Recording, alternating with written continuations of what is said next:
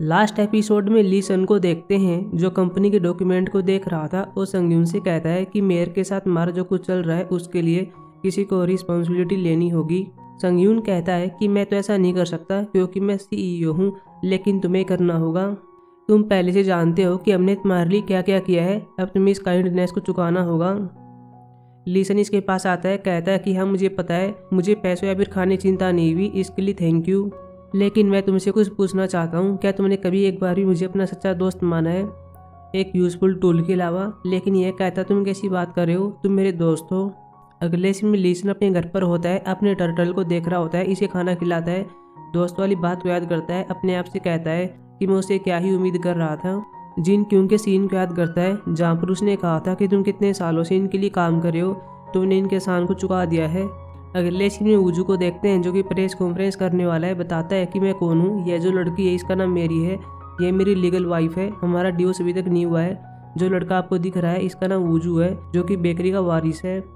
लेकिन इन दोनों का अफेयर चल रहा है, इन्होंने ब्यूटी प्लेस में धोखाधड़ी की है जिसकी कीमत 5 बिलियन के आसपास है। लेकिन अपने आप से कहता है कि 5 बिलियन सही नहीं हो सकती, बाद में चेक करता है और ये 6 बिलियन होती है। अब हम ये देखते हैं कि यहाँ पर कोई नहीं होता, यह केवल बोलने की रिहर्सल कर रहा था। मेरी इसके पास कॉल भी करती है, लेकिन वुजू कह रहा होता कि कुछ नहीं हो सकता, तुम देखती जाओ कि मैं क्या करता हूँ। मेरी बाद में वुजू के पास कॉल करती है, बता देती है कि यहाँ पर वुजू प्रेस कॉन्फ्रेंस कर रहा है। अगले सीन में ली सन को देखते हैं जो प्रोसिक्यूटर ऑफिस से बाहर आता है, मीडिया वाले सवाल पे सवाल कर रहे थे। ली सन कह रहा होता है कि मैं जांच में पूरा सहयोग दूंगा, बाद में गाड़ी में आकर बैठ जाता है। संगयून की कई कॉल आई हुई थी, संगयून से बात करता है, यह चिल्लाता है, कह रहा होता है कि तुम क्या कर रहे हो, प्रोसिक्यूटर वालों के मेरे पास कॉल क्यों आ रहे हैं, तुमने उनको क्या बताया है? ली सन कहता है कि जो मैंने गलत काम किए हैं मैंने कल उन्हीं को एक्सेप्ट किया है, जो पाप मैंने किए हैं उनके लिए मैं खुद पे करूंगा और तुमने जो पाप किए हैं उनके लिए तुम्हें पे करना होगा।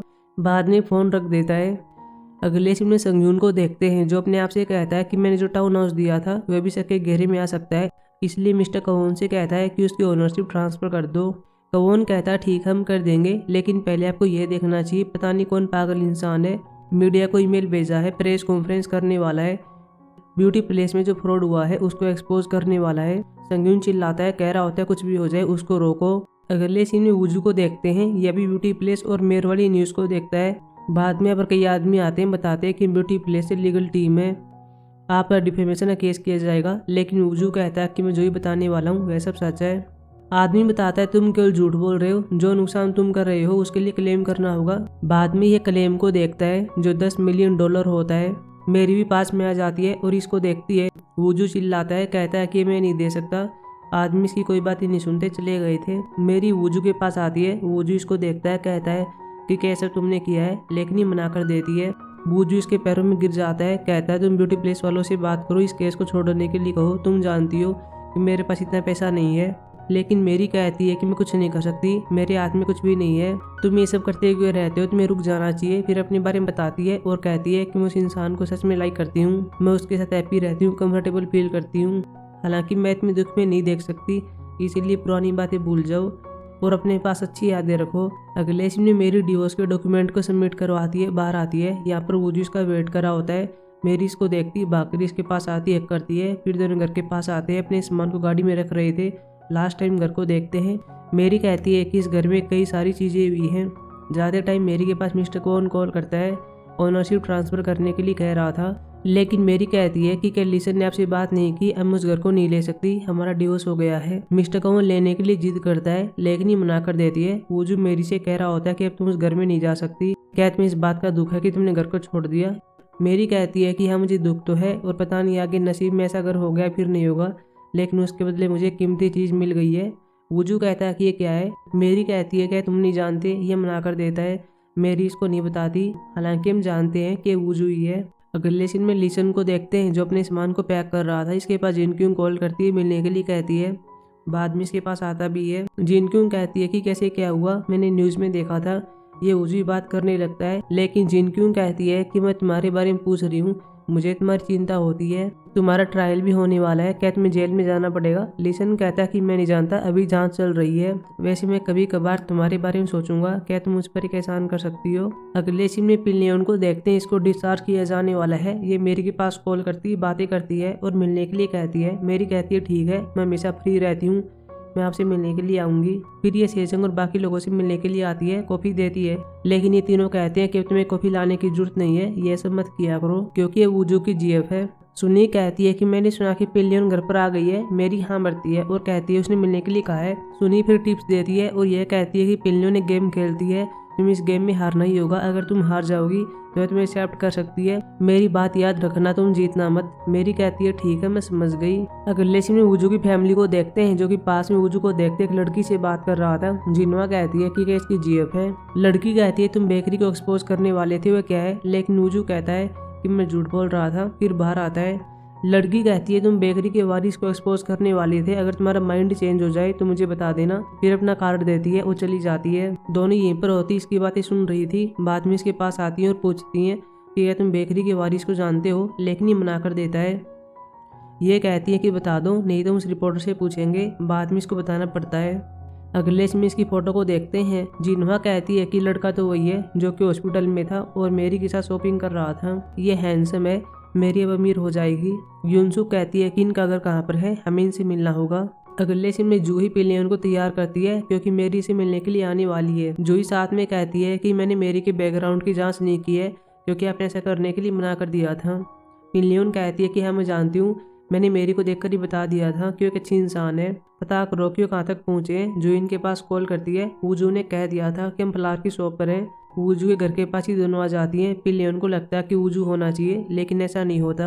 युनसु कहती है कि मैं मेरी की एक्स मदर इन लॉ हूँ, उसका पहले डिवोर्स हो गया था, क्या आपको नहीं पता था। अगले सीन में दोनों भी अब आते हैं, लेकिन जूही वूजू के पास कॉल करती है और कहती है कि घर पर क्यों अकेले ही आना, तुम्हारी दादी मेरी से नहीं मिलना चाहती। वूजू मेरी से कहता है कि मेरी दादी की तबीयत ठीक नहीं है, तुम किसी और दिन उससे मिल लेना। मेरी कहती है कि कोई बात नहीं है। वूजू अंदर आता अपनी दादी से बात करता है। दादी कहती है कि क्या मेरी का डिवोर्स हो चुका था। ये हामी बढ़ता है और कहता है कि उसने और कुछ भी किया है। पिलियन शौक रह जाती है और कहती है कि वह क्या है। अगले सीन में वूजू को देखते हैं जो कि मेरी की बात को याद कर रहा था कि उसने कहा था कि अब सब कुछ भूल जाते हैं, केवल जो अच्छी यादें उन्हीं को अपने पास रखो। बाद में मेरी की फोटोज को देखने लगता है और कहता है मुझे माफ़ कर देना, मुझे ऐसा नहीं करना चाहिए था। तभी जिन्वा इनके पास कॉल करती है, बता देती है कि आज हमने क्या किया। वूजू चिल्लाता है, कह रहा होता है कि आप दोनों आबर क्यों हो गई, आपको ऐसा नहीं करना चाहिए था। फिर मेरी के पास कॉल करता है, कहता है कि मेरी फैमिली आज वूजू की दादी से मिली थी और तुम्हारे बारे में बातें कर दी थी, मैं उनकी ओर से सॉरी कहता हूँ। मेरी बात में समझ जाती है कि जब मैं दादी से मिलने के लिए जाने वाली थी तो वूजू ने तबीयत वाली बात क्यों कही थी। मेरी फिर वूजू के पास कॉल करती है। वूजू कहता है तुम कहाँ पर हो। मेरी कहती है मैं अपने घर पर जा रही हूँ, वैसे तुम्हारी दादी कैसी है। वूजू कहता है कि वो ठीक है, अच्छा फील कर रही है। मेरी कहती है कि उसने और कुछ कहा, लेकिन ये मना कर देता है। अब मेरी बैठी हुई थी, इसके पास इसकी माँ कॉल करती है और कहती है कि आज तुम वूजू की दादी से मिलने के लिए गई थी, सब कुछ कैसा रहा, तुमने मेरे पास कॉल क्यों नहीं की। मेरी बता देती है कि वूजू की फैमिली ने क्या किया। अगले सीन में योंगसुक और शोरी बहुत ही गुस्से में होते हैं। वूजू की फैमिली से मिलने के लिए जा रहे थे, तभी दोनों इनको देख भी लेते हैं, गाड़ी से बाहर आते हैं और इनसे फाइट करने लगते हैं, इनके बालों को खींचने लगते हैं। अगले में जिनक्यूं रनिंग करने के लिए आती आसपास देखती है। लिसन का वेट कर रही थी लेकिन वो नहीं आता, लेकिन बाद में अपने आ भी जाता है। जिनक्यूं कहती तुम यहाँ पर क्या कर रहे हो, आज तो तुम्हारा ट्रायल था ना। लिसन कहता है कि मैं किसी लड़की को परेशान नहीं करना चाहता जो कि मेरी जैसे यहाँ पर खड़ी रहती हो। जिनक्यूं याद करती है कि जब हम पहली बार मिले थे मैंने कुछ ऐसी बातें कह दी थी। बाद में से कहती है कि क्या तुम मेरे साथ फ्लर्ट करने का ट्राई कर रहे हो। लिसन कहता है कि एक इंसान है जिसने मेरी कई बार हेल्प की है, उसने मुझे हर पल कंफर्ट दिया। जिनक्यूं कहती है कि वह कोई ग्रेट इंसान होनी चाहिए, हालांकि लिसन इसी के बारे में बात कर रहा था। बाद में रनिंग के लिए चले गए थे। जिनक्यूं कहती है तुमने एक एहसान के लिए पूछा था, क्या तुम्हें और कुछ नहीं चाहिए, ये मना कर देता है। अगले सीन में वूजू और मेरी रेस्टोरेंट में होते हैं। वूजू बता रहा होता है कि योंगसू ने इस्तीफा दे दिया है, अब वह कंपनी में काम नहीं करता, वह गेम में इंटरेस्टेड है, गेम खेलता रहता है। मेरी इसकी दादी के बारे में बात करने वाली थी, लेकिन फिर वूजू के पास इसकी दादी कॉल कर देती है। ये बात करने के लिए बाहर आता है, मेरी पेमेंट करने के लिए यहाँ पर आती है और यह सुन लेती है कि वूजू अपनी दादी से कह रहा होता है कि क्या आप फिर से एक बार नहीं सोच सकती। वूजू फिर मेरी से कहता मुझे घर पर जाना होगा, एक इम्पोर्टेंट काम आ गया है। मेरी कहती है ठीक है। बाद में चला गया था, अपने घर पर आता है, इसकी फैमिली भी यहाँ पर होती है। पिलियन कहती है कि मैं फैसला सुनाने जा रही हूँ, तभी सीन कट हो जाता है। हम मेरी को देखते हैं जो अपने गार्डन में होती है। इसके पास वूजू कॉल करता है, कहता तुम कहाँ पर हो, इसने बता दिया था। वूजू कहता है क्या तुम यहीं पर बैठी रहोगी। ये आसपास देखती है और वूजू पास में ही होता है। वूजू कहता है कि मैं तुमसे मिलने के लिए घर पर जा रहा था, लेकिन मैंने तुम्हें यहाँ पर देख लिया। फिर दोनों बैठकर बात करते हैं। मेरी कहती है तुम्हारी दादी ने क्या कहा। वूजू कहता है कि मैं समझा नहीं। मेरी कहती है कि मुझे पता है कि वूजू की फैमिली तुम्हारी दादी के पास आई थी और मेरे बारे में बातें की थी। मुझे पता है कि हमारे अगेंस्ट है, तुम्हें ज़्यादा स्ट्रगल करने की जरूरत नहीं है। लेकिन वूजू कहता है कि मैं तो बिल्कुल भी स्ट्रगल नहीं कर रहा हूँ। मेरी दादी को तुम्हारे बारे में सब कुछ पता है, वैसे मैंने बता दिया था और उन्होंने कहा कि मुझे सोचने के लिए टाइम चाहिए। हम ये सीन देखते भी हैं। वूजू कहता है कि आज मैं उनसे मिलने के लिए कहा था, उन्होंने मुझे एक चीज़ दी है। बाद में दिखाता है और ये रिंग होती है। इसे प्रपोज करने जा रहा था और कहता है कि क्या तुम मुझे शादी करोगी। मेरी पहले कुछ नहीं कहती। वूजू हाँ कहने के लिए कहता है, यह कह देती है और यह कहती है कि किसी ने एक बार कहा था कि हमें जल्दी जॉब नहीं देना चाहिए, हमें 10 तक नंबर काउंट करना चाहिए। मैं वही कर रही थी, लेकिन तुम पहले बीच में बोल पड़े। बाद में ही शेक करती है और किस करती है। अगले सीन में ये पिल्लियों से मिलते हैं। दादी मेरी से कहती है तुमने पास्ट में जो कुछ भी किया है उसे अब रिपीट मत करना। मेरी कहती है ठीक है, मैं ऐसा नहीं करूँगी। बाद में यहाँ पर मियोन और युंगसू आते हैं। कहते हैं कि तो अपनी माँ से मिलती है। मेरी पूछती है कि क्या आप मेरी माँ से मिले थे। ये हामी बढ़ते हैं और कहते हैं कि पिल्लियों ने ऐसा करने के लिए कहा था। अभी सीन को याद भी करते हैं जहाँ पर यंगसू से मिलने के लिए आए थे और इन्हें यंगसू अच्छी लगती है कि ये कैसे एक बच्ची की हेल्प कर रही है जिसके पेरेंट्स नहीं है। इसको कई बार फ्री में खाना भी देती है। वो जो अपनी दादी से कहता है कि हम अभी शादी नहीं कर सकते, मैंने अभी भी कंपनी संभाली है, हमें कुछ टाइम चाहिए। मेरी भी दादी से कहती है कि मेरा भी यही डिसीजन है। मिसियोन मेरी से कहती है कि क्या तुम्हारी कोई दोस्त है, मेरी यंगसू को सेट करा दो। मेरी यंगसू से कहती है तुम्हें किस टाइप की लड़की पसंद है। मियोन कहती है कि मेरी तरह, लेकिन यंगसू कह रहा था कि मेरी माँ के अपोजिट होनी चाहिए। अगले सीन में जिनक्यूंग को देखते हैं जो कि लिसन के टर्टल को देख रही होती है, इनकी देखरेख करती है। इसने लिसन के पास लेटर ही भेजे हुए थे जो कि जेल में होता है और लेटर को रीड करता है। अगले सीन में 1 साल के बाद देखते हैं जहाँ सभी शादी में आते हैं। वूजू और मेरी शादी करने वाले हैं। मियोन यंगसू से कहती है तुम तो फेमस हो गई हो, शायद तुम बेकरी को पीछे छोड़ दोगी। लेकिन यंगसू हंसती है, कहती है ऐसा कुछ नहीं है। बाद में हम ये सीन देखते भी हैं कि यहाँ पर कस्टमर की लाइन लगती रहती है। फॉरेन से भी कस्टमर आते हैं। सोरी इनको हैंडल करती है और इंग्लिश में बात करती है। पिल्लियोन यंगसू को देखती है, हेलो करती है। यंगसू स्क्रिप्ट को रीड करता है। तभी यहाँ पर जिनक्यूंग आती से बात करती है। लिसन का कॉल आता है। जिनक्यूंग कहती है तुम कहाँ पर हो। ये कहता है कि मैं गया हूँ। तभी इसके पास आती है। दोनों एक दूसरे को देखकर स्माइल करते हैं।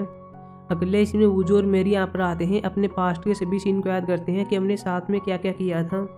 इनकी वेडिंग होकर ड्रामा की एपेंडिंग हो जाती है। तो गाइस आपको ये ड्रामा कैसा लगा कमेंट में बताना। अब हम मिलेंगे न्यू के ड्रामा में, तब तक के लिए बाय।